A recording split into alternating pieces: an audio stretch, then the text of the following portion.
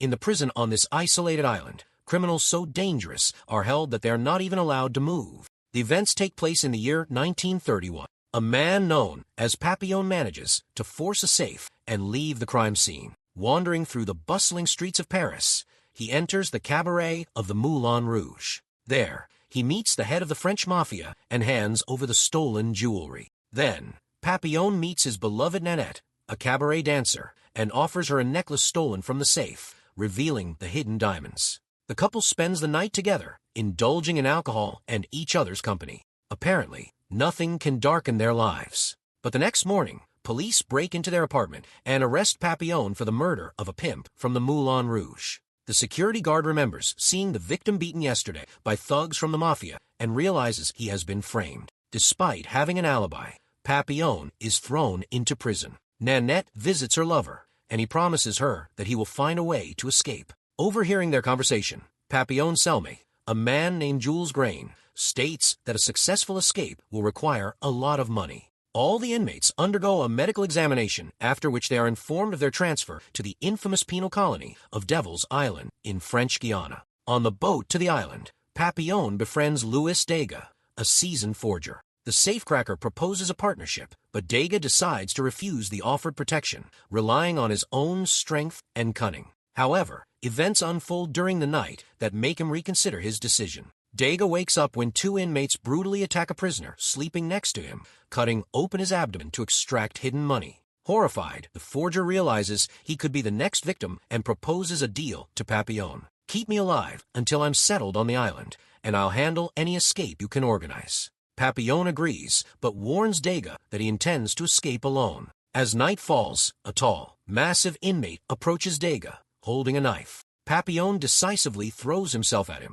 interrupting his intended nasty act, and violently attacks the assailant. At that moment, the guards decide to intervene to quell the fight. He releases gas in the cell, disorienting those inside. After inspecting the inmates, he determines that Papillon was involved in a fight and punishes him severely. At dawn, the ship finally reaches the shores of the island. Jules, who managed to conceal a knife during the nighttime altercation, makes a deep cut on his leg to be sent to the infirmary. The rest of the inmates are taken to the colony where they meet the chief warden of the hellish prison. In his speech to the newcomers, he informs them that any attempt to escape is futile. Even if escapees manage to avoid being shot by the guards, their lives will end trying to cross the sea.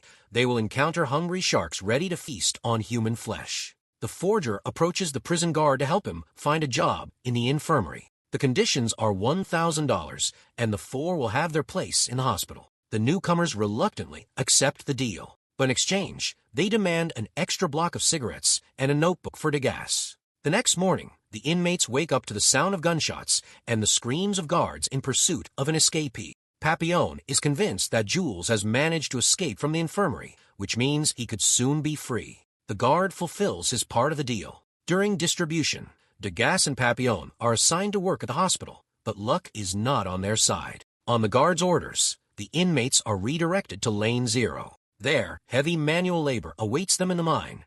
At least the partners receive the promised cigarettes and notebook. While pushing a cart of stones, Degas dislodges a hidden pouch containing money from his body. He informs his partner, and Papillon quickly begins searching for the money on the ground. Fortunately, he finds the money before the guards realize it. During lunch break, Papillon meets an inmate named Cellier. The men share stories of their lives before turning to a life of crime. Cellier proposes an alliance to the new acquaintance, stating that he can procure them a boat. On the way back to the prison, the guards pick up a local pimp who brings women to the island. Papillon approaches him and asks him to procure a boat in exchange for a reward of $2,000. The pimp sets his price at $5,000 and informs them that he will be on the island for another 3 weeks. After their shift, the partners take a shower, during which Degas faces another attack from a fellow inmate while trying to defend himself. Papillon bites one of the assailant's ears. The next day, all the inmates are taken to the yard where they witness the public execution of Jules, who failed to escape. He is brought to the guillotine, and after the execution, the guard orders Papillon and Degas to carry his body into the jungle. During the transport, Degas's clothes become soaked with the red liquid flowing from Jules's severed neck. Suddenly, he stops and ignores the guard's orders, unable to control his emotions. As a result of his disobedience, the guard begins to mercilessly whip Degas. Papillon, attacking from behind, strikes the guard in the head with a stone. Seizing the opportunity, Papillon decides to take a risk and flees into the depths of the jungle to attempt his first escape. At dusk, Papillon reaches the pimp's hideout by the river. He implores the prisoner to help him leave the island, promising a generous reward once they arrive in Paris. However, his request only provokes laughter from his interlocutor. Suddenly, armed guards emerge from the thick jungle, surrounding Papillon on all sides. The pimp, with a sarcastic smile, declares that whatever reward is offered, the guard is ready to pay double for the fugitive's return. Papillon is taken to the prison warden, who announces his impending punishment. The escapee will be transferred to another island, where he will spend 2 years in isolation. The primary aim of such punishment is to break the will of the condemned and annihilate any hope of escape. After a few days of deprivation, he is brought an astonishingly large amount of rations, which he devours eagerly.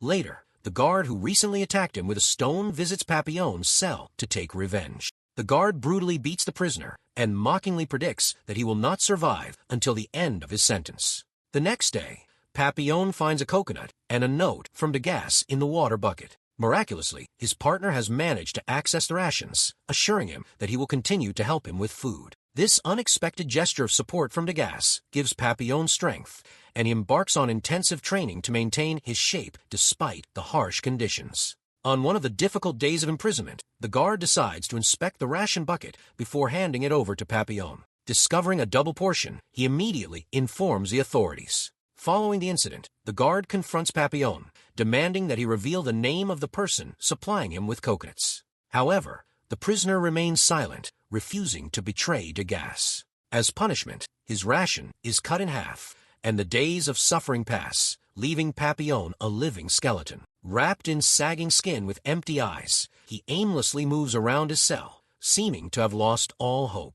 The next day, the guards find the unconscious prisoner and transport him to the infirmary. It turns out that during this time, the conman Degas has managed to gain the warden's trust and is now handling his finances. Learning that his comrade is in the hospital, he immediately goes to visit him. Degas finds Papillon in a dreadful state, extremely emaciated, with a lifeless gaze, filled with deep regret. Degas apologizes for the suffering Papillon has endured because of him. He wonders why Papillon didn't betray him to avoid painful punishment. Papillon admits that such thoughts crossed his mind, especially on the hard days. But he understood that Degas would not be able to cope with the consequences of his confession. Degas informs Papillon about the upcoming visit of local politicians to the prison next Sunday. The warden plans to organize a grand reception for them and to show a film in the prison yard, which would result in increased security around the guests, but at the cost of weakening the prison perimeter. This event offers an excellent opportunity for escape. Papillon suggests seeking the support of Cellier, as he has the necessary connections to procure a boat. Suddenly, Papillon pushes Degas away and, in a frenzied manner, orders him to leave. Playing along, his friend asks the guard to calm the agitated prisoner, and Papillon receives tranquilizer pills that he discreetly hides. While waiting for the inmate to be alone, Papillon makes him an offer. He talks to Maturette about the evacuation plan and promises a spot on the boat if he helps distract the guard on Sunday night. Meanwhile, Degas involves Cellier in the plan, who deliberately injures himself to get into the infirmary. Degas hands money to Papillon and receives a matchbox containing sedatives. In return, Papillon asks his friend to hand the pills to the guards. In a rush to return to the warden's office, Degas is attacked by a fellow inmate who takes the box from him. Desperately trying to fend off the blow, Degas bites the attacker's hand and gets punched in the face. The guards order the inmates to leave Degas alone, stating that he is busy with important documents for the warden. Sunday night arrives. While the guards are busy receiving distinguished guests, the conspirators begin to execute their plans. Degas discreetly adds a sedative to a bottle of alcohol and offers it to security. Papillon and Cellier remove the metal legs from their bed and use them to attack the guard, who is about to commit an act of violence against Maturette. The conspirators effortlessly cross the sleeping guards and signal to Degas, who is stuck in the courtyard distributing drinks to the politicians. Suddenly, a downpour begins, and the outdoor lights go out, forcing all the guests to return to the building. Papillon finally joins the trio and joyfully announces that he has stolen the keys to the watchtower. Taking advantage of the darkness, they can discreetly get out of the prison. Following the plan, the conspirators climb the tower and jump down one by one. Degas lands awkwardly, seriously injuring his leg, and Papillon and Charrière have to carry him. Sunday night arrives. While the guards are busy receiving distinguished guests, the conspirators begin to execute their plans. Degas discreetly adds a sedative to a bottle of alcohol and offers it to security. Papillon and Charrière remove the metal legs from their bed and use them to attack the guard who is about to commit an act of violence against Charrière. The conspirators effortlessly cross the sleeping guards and signal to Degas, who is stuck in the courtyard distributing drinks to the politicians. Suddenly, a downpour begins, and the outdoor lights go out, forcing all the guests to return to the building. Papillon finally joins the trio and joyfully announces that he has stolen the keys to the watchtower. Taking advantage of the darkness, they can discreetly get out of the prison. Following the plan, the conspirators climb the tower and jump down one by one. Degas lands awkwardly, seriously injuring his leg, and Papillon and Charrière have to carry him. Charrière begins to suffocate his victim, and this time Degas must intervene to defend his friend. He grabs the knife and plunges it into Charrière's neck. Losing control, Degas continues to strike until Charrière stops breathing. Papillon throws his body into the water and helps Charrière back onto the boat. The trio tries to withstand the dangerous storm, but it destroys their boat, plunging them into darkness. Papillon wakes up in a bungalow by the ocean. Rushing outside, he meets a nun who informs him that they have washed up in a monastery on a Colombian island. The woman suggests that she knows where the uninvited guests came from.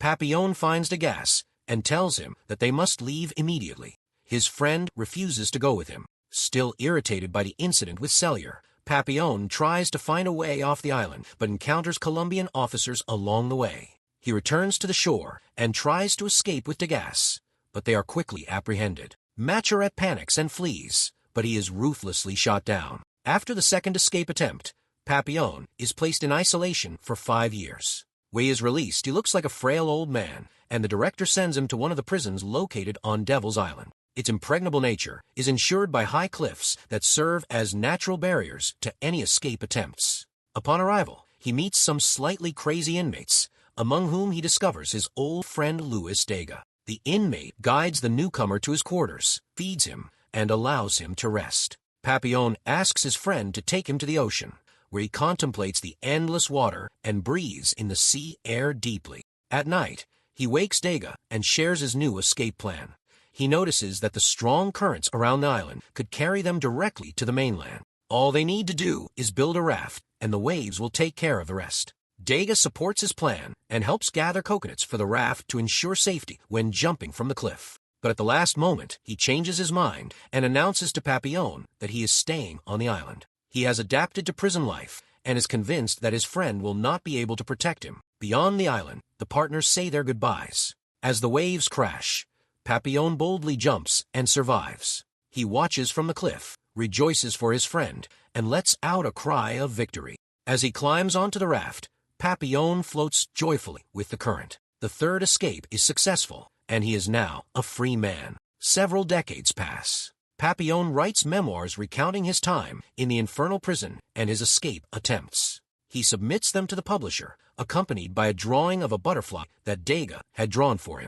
At the end of our captivating story, we would like to pose a question. If you were in Papillon's place, what strategy would you have employed to successfully escape from Devil's Island?